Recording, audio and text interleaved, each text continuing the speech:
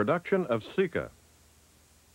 Funding for Firing Line is made possible by a major grant from the John M. Olin Foundation, Incorporated. Additional support is provided by the A.J. Fletcher Foundation, Raleigh, North Carolina, making a difference in the arts, education, and broadcasting. By the Mobile Corporation, L. John Polite, Jr., the Friends of Firing Line, and by the financial support of viewers like you.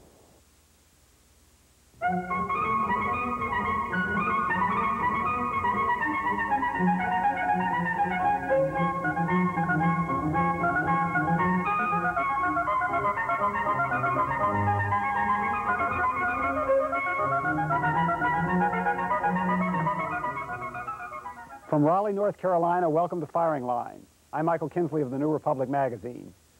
The big buzzword in education these days is choice. The idea is that parents should get to choose what schools their children attend instead of being assigned to one by the local school bureaucracy. Schools would have to compete for students, and competition, in the good old American fashion, would produce results. That's the theory. There are two versions of choice.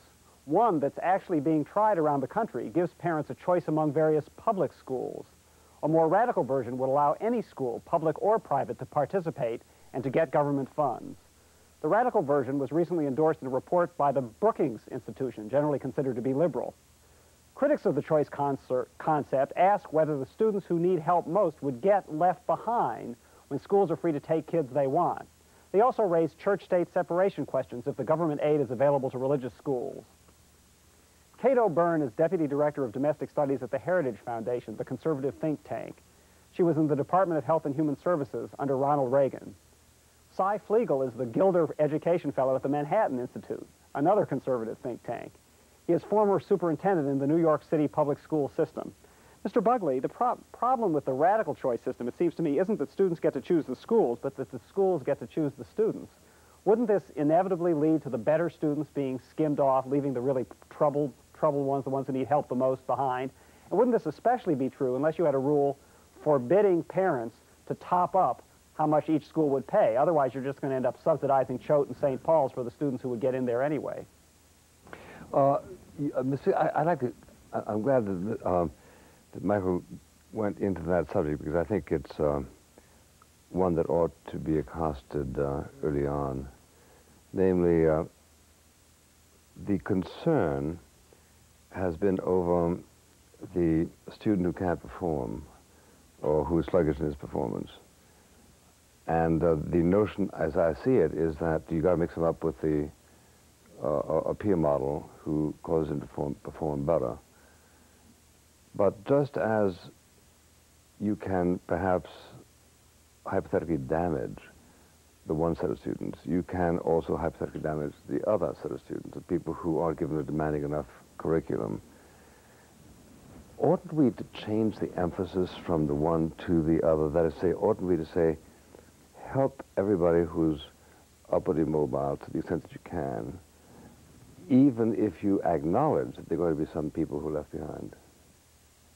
Or is neither one of you willing to make that concession? I am uncomfortable with the underlying argument that says, how does choice respond to the needs of disadvantaged students? We can't dismantle public schools and allow other parents to have choice. We have to, in a sense, hold all children hostage in a failing public school system rather than let some escape. Yeah. And I'm very uncomfortable with that notion. And it's never been the way, frankly, and, you know, the generations of Americans have advanced. It has been individuals at a time. There are choice schemes that could be, especially with the private, including private schools, that could be designed to take care of specifically a child who might need extra assistance. You could have an enriched voucher, for instance, the Brookings plan. What? An enriched voucher. You could have a more valuable voucher for a child who needs special assistance or special education, for instance. And the plan advanced most recently by the Brookings Institution, their plan allowed exactly that. You thereby have an incentive for certain schools to form to specifically cater to children who might have different needs that might not mix in with a student body of a different ability. You could make these modifications and have plans responsive to the needs of all students. The impetus being that schools were competing for that business, had every reason to succeed. Well, how do you handle that problem, Ms. Fliegel? Well, in East Harlem, which certainly is a poor economic community, we didn't have that problem. We worked on the premise that almost all youngsters can be educated and almost all youngsters can learn. And what we tried to do is we accepted a basic assumption: there's no one best school for everyone. So in East Harlem, what we did was we set up 52 schools and 20 school buildings that in effect said to youngsters, to teachers, and to parents, we're interested in what you're interested in, and we want to cater a school that will be motivational for you, that will make you feel it's your school, so that we took in all the youngsters. We did not leave out any poor youngsters. And I don't know if you understand, remember the history of District 4? Briefly, in 1973-74, it ranked 32 out of 32 school districts in New York City. It was the bottom in every category you can imagine. By 1981, it ranked 16th. In 1973-74, 10 to 12 youngsters got into the specialized high schools. New York City, specialized high schools, really the good high schools in public education. By 1981, 200 and more got into it. So our premise is that you can educate all these youngsters and that you don't have to make a choice of leaving out some and letting others fail. Well, how do you handle the argument of opponents of the voucher system who say, look, let's say you got a district with 20 schools, and each school, in attempting to attract the brightest students, offers this or that perquisite, intellectual perquisite, academic perquisite. And in accepting these students, they've got to exclude some. And so therefore you have 1,000 students left over.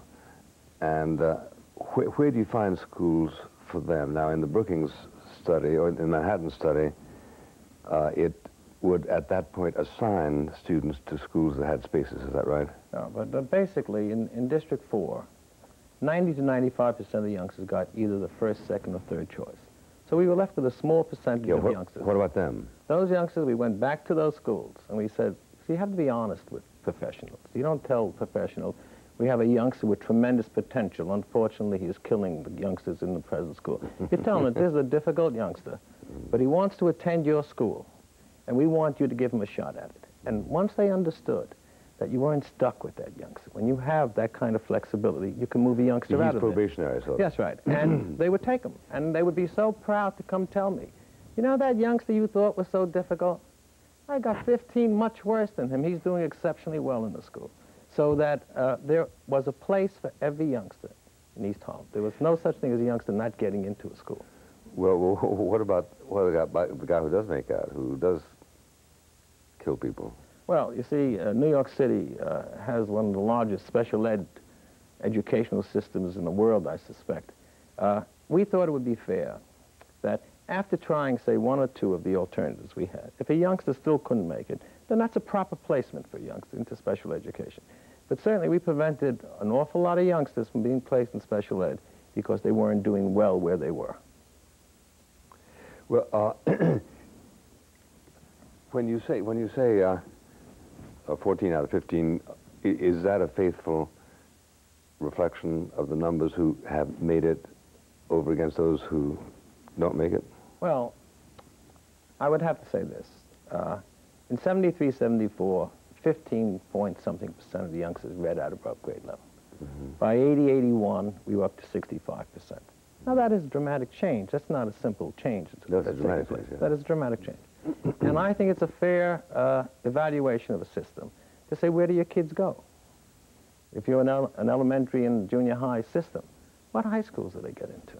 And I think we did exceptionally well in that. In fact, we also set up 2 high schools in the district, which in New York City you don't control high schools. The central board does. But we set up 2 of them, and both are doing exceptionally well. One is the Math and Science School, you know New York City, Benjamin Franklin High School along the drive there, had the distinction of graduating 7% of its entering youngsters. That means 93% of the youngsters didn't get out. And on any given day, the attendance in the morning was 44%. No one had the courage to take it in the afternoon. We took that school over from the central board. 4 years later, first we put in 2 of our alternative elementary and junior high, and in high school. 4 years later, 100% graduated, 100% went on to college. So those are dramatic changes, and what I'm trying to say to you is meaningful change can take place under the most difficult of situations. Well, were there any casualties of that operation? I'm sure there were some casualties. The ego of the education establishment was badly bruised. Yeah, I suppose it was. Right. But were there any casualties of teenage casualties? Well, you know, we don't really know, because the kids who go to the other high schools, we don't have follow-up on them. We were able to follow up the youngsters in our own 2 high schools. So I'm sure there are casualties. So there are a lot of circumstances that lead to those casualties. But they got the best shot they could get. Yeah. Well, let me ask a couple of basic questions. How would a school go about, within a district, advertising its specially desired curriculum or modus operandi? How would Mrs. Jones, who is dissatisfied with the progress of her son, know to go to your school? Very interesting question. Usually it's not as polite as your question. Usually is, how can these poor parents make good decisions, is what I usually hear. And interestingly enough, we had to triplicate a good school. We never closed a good school, and we closed 2 very poor schools. So people know about schools. It's not the mystique we make it out to be. For example, I think most youngsters, if you go into a school and ask youngsters, who are the best teachers in the school? I think they'd be right around 90% of the time. Principal, most probably 88%, so it's not a significant difference between those 2. But it's not a mystique. And first of all, we had a program where we sent materials to parents. Then we had orientation sessions. Then we trained teachers in the 6th grade on teaching youngsters how to make good decisions. Then we had meetings where parents could come in and see the schools, so that you can set up an information system that makes parents aware of what the choices are. It is not as difficult as people make it out to seem. In a sense, we have to recognize that this has been going on for some time. I mean, among more affluent families, they choose schools all the time. You know, they're able to move to certain neighborhoods that have a reputation of having good schools. They can choose among private schools. What's revolutionary, and I guess threatening now to the education establishment, is many of us are arguing that low-income families should have the same choices that, frankly, other Americans have always had, and have been perfectly competent about making those decisions with respect to where to live, or whether or not a school is so bad that one wants to use an alternative private school. So having decided this particular school is desirable, then all of a sudden the applications for matriculation in it multiply, right? And instantly the situation gets out of hand. It becomes, if you like, the Harvard of this particular district. So therefore, what do? Do you wait for another school to get an equivalent reputation? No. It always amazes me. People always ask that question. We do a very difficult thing. We create Central Park East 2. And if Central Park East 2 does well, we open up River East 1. What it does, it tells you what kind of education parents want, what kinds of schools are functioning. So it's not as difficult as, again, as people make it out to seem. Now, it's true. But how do you find the qualified personnel in the numbers in which you want them? Well, see, one of the things that we do when we talk about alternative education is what we're really doing is extending ownership. And we're extending ownership to dreamers or to people who have visions or missions. My conservative friends seem to only like goals, or give you goals, you know, but for whom that is clear. And we put them into business, in effect. Now, there are people out there in the present systems who, given that kind of climate, come forward. See, in District 4, we go from having the progressive schools of Deborah Meyer to what would be the equivalent of a parochial school, public with jackets and blazers and skirts and so on, so that there's enough choices there so that people can get philosophically hooked up with that school. And we get people coming from all over wanting to come into East Harlem, teachers. Well, let me ask you this question then. Given the assumption that there are teachers there in sufficient quantity, of sufficient quality, to man the schools under this reformed perspective, why are these same teachers so frightened? Do you have an answer to that? currently in the status quo. Yeah. They're working for an enormous bureaucracy with total power over themselves, over them as individuals and professionals. The current system can't reward good teachers and can't punish bad teachers. A system like this should be able to, frankly. Excellent teachers ought to be able to prosper by being good teachers, and the bad teachers ought to be let go. We, of course, support the full-blown voucher system. And we also, of course, in favor of alternative certification. You know, there's no teacher shortage. There's only, if it exists in pockets, shortages of traditionally certified teachers. And which is, we've all seriously questioned whether or not we're preparing, the current mode of preparing teachers makes for the sort of quality teachers we want. So we think the full-blown voucher system, which would allow parents and students to choose among all varieties of schools, for schools to compete, would attract alternatively certified teachers into that environment. It would be creative. They'd be able to, they'd be responsible as professionals. They'd be held accountable. They wouldn't be protected. They wouldn't have the ironclad job security they now have. But many teachers would trade that in order to be rewarded. Okay, without Ms. Fliegel, in the situation that you experienced, how did you remove the teachers who were not carrying their load? Oh, it's one of the advantages of being in New York City is a large system.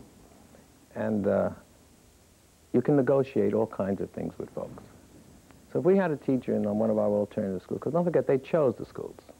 The teachers, and as well as the youngsters, chose the schools. So if the teacher wasn't working out, first our obligation is to help them become better teachers. Let's say that doesn't work. You negotiate it out with them. You say, listen, this may be the wrong place for you. And there were enough places for them to go. Now, I'm not overjoyed. I'm not saying we got them out of teaching, but I'm a small thinker. We were happy to take care of District 4 at that time. You can negotiate folks out. Then there's processes for getting rid of unsatisfactory teachers. They're difficult and long, but you can do it. Do they in New York have tenure? Yes, more than tenure. It's very difficult. You can have an unsatisfactory teacher for a number of years. How did you handle that problem? Well, as I said, we either let them know that they could do better elsewhere. And we actually tried to help them do better elsewhere. And some of them did do better elsewhere. They frequently become bureaucrats, don't they? I mean, there are 4,000 bureaucrats running New York City high schools, and I suspect many of them had maybe flunked in the classroom, but the system maintained its loyalty, and they're now bureaucrats running the school system. But in fairness to those bureaucrats, having been one of them myself, the truly unsatisfactory teacher aren't the ones who move up.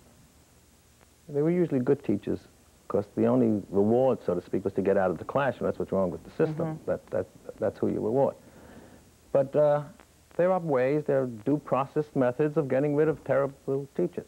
We don't get rid of enough of them, but that's what we did. We did not have as big a problem with that, because to start with, we got teachers who were happy to be where they were, and they were excited, and there were all kinds of people who want to fulfill prophecies. And in fact, we really exploited teachers.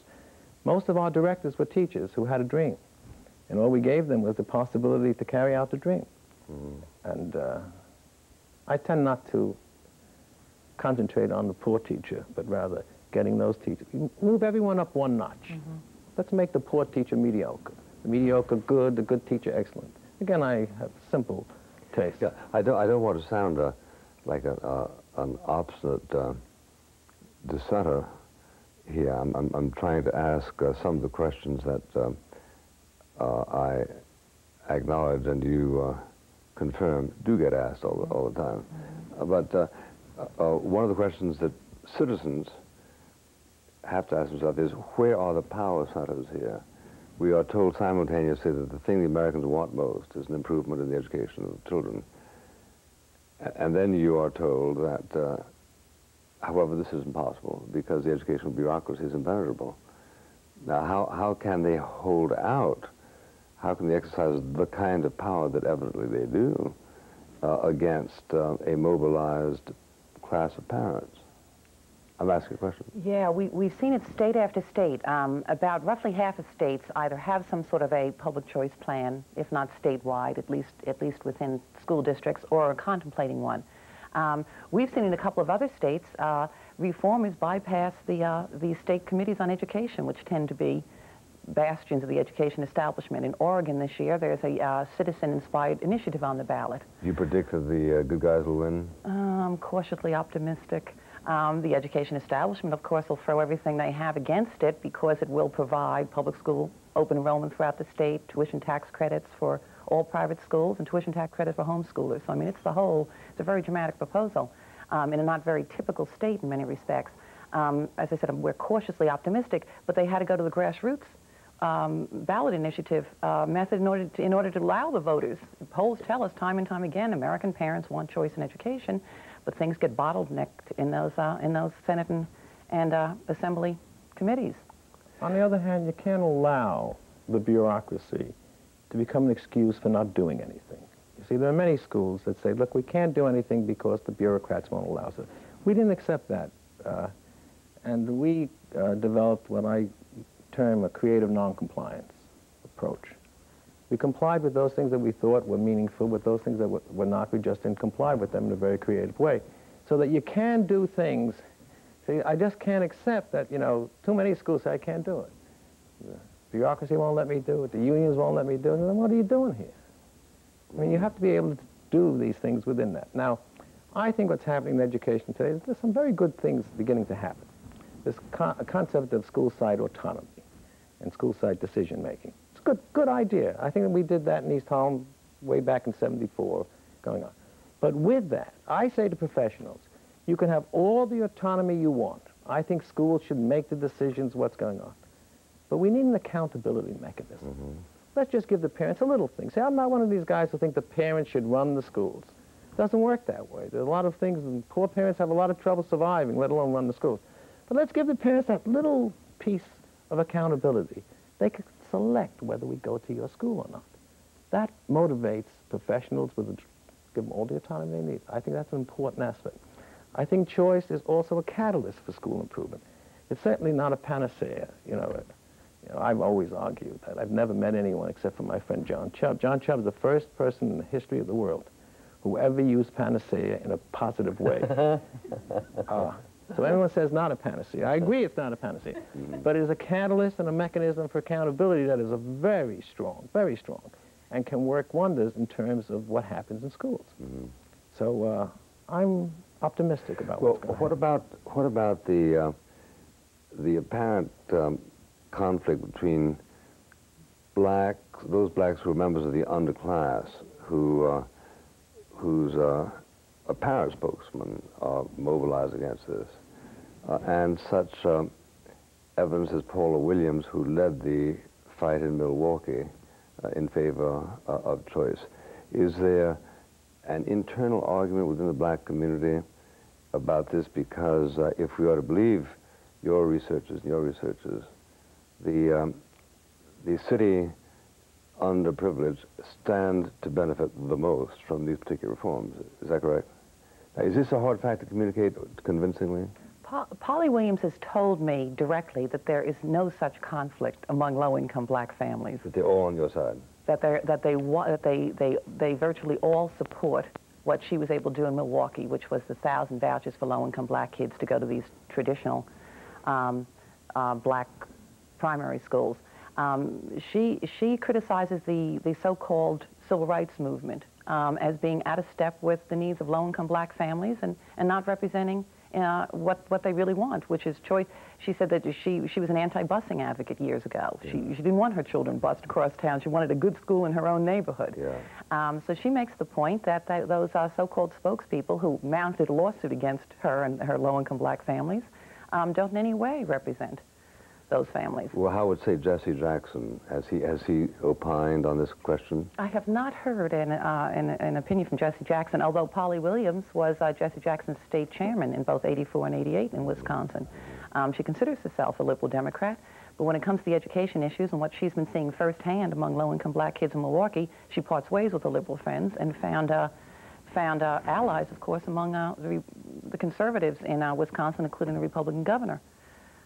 To what extent is there a mobilized secularist or, say, anti-church lobby involved in this struggle? To a fair extent. When reformers have tried to push the choice movement to include those secular schools, one still comes up against it, certainly. The Americans for Atheism or whatever. That's right. That's right. And what kind of power do they have? Do they intimidate by use of the First Amendment? Well, they're part of a coalition in Oregon, of course, because the state tax credit on the Oregon ballot will be can be used in sectarian schools also. The Supreme Court First Amendment law, of course, is certainly confusing, but the weight of opinion now seems to be that tax credits are constitutional, and that if a carefully crafted choice bill that includes religiously affiliated schools would probably be upheld, although it has to be carefully. As long as there's an intermediary between, that's right, between the state and the religious institution. Then it becomes more like the GI Bill. That's right. But those, the ACLU and those of their ilk are active in the coalition in Oregon against the ballot initiative, the choice initiative. Is there the same problem in New York City, Ms. Fliegel? No, New York City, first let me respond to your first question about the opposition. Most people, this audience included, believe in choice and have exercised it. So the conversation really is, should poor folks have choice? Because you decide choice in schools by where you live and where you work and so on. So I've never met anyone who's against a choice for themselves. It's always a choice for someone else that someone objects to. And for example, I usually give the haircut example. When I need a haircut, I live in Queens. I get in my car, I drive to the Bronx, where I used to live, to get a haircut. If someone said to me, no, you have to get a haircut in your neighborhood, I could take them to court on that. But you see, a haircut's a serious matter. And it's a funny thing. 15 seconds. Okay. In New York City, we don't have that issue. In New York City, we have an issue. It's interesting. You people think that we're going to have vouchers tomorrow. It's not happening. We're not getting public school choice tomorrow. There's a big battle against public school choice. What they use are the arguments about segregation and separation of churches. That is an argument, but that's for public school choice. Thank you, Ms. Fliegel. Thank you, Mr. O'Brien. Thank you, ladies and gentlemen, Mr. Kinsley.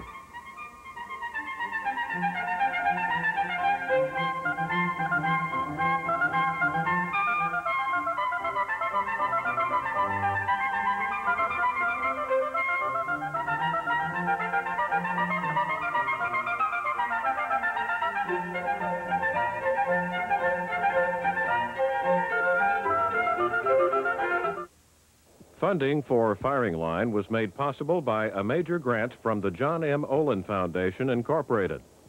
Additional support is provided by the A.J. Fletcher Foundation,